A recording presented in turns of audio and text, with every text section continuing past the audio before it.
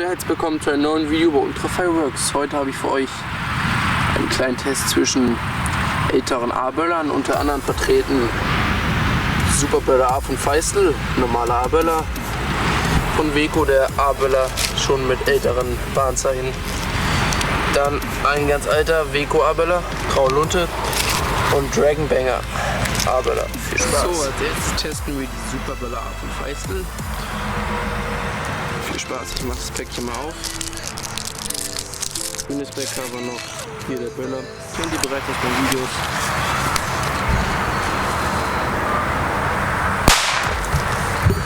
Als nächstes für euch im Test Böller A von Weco, älteres Warnzeichen, noch mit grüner Visco.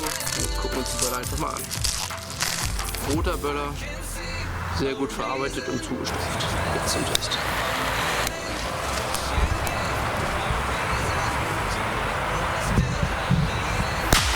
Nächstes für euch im Test der Dragonbanger A-Böller.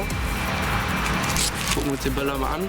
Böller mit roten, mit grünen Ringen an die Seiten mit Sternchen drin. Moog Nico Logo und jetzt zum Test.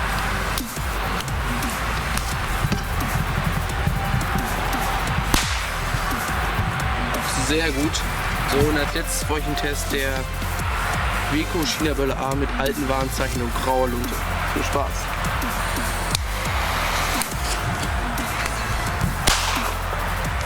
Der war richtig gut. Und als kleines Extra noch eine Bo-Peep 20er Matte.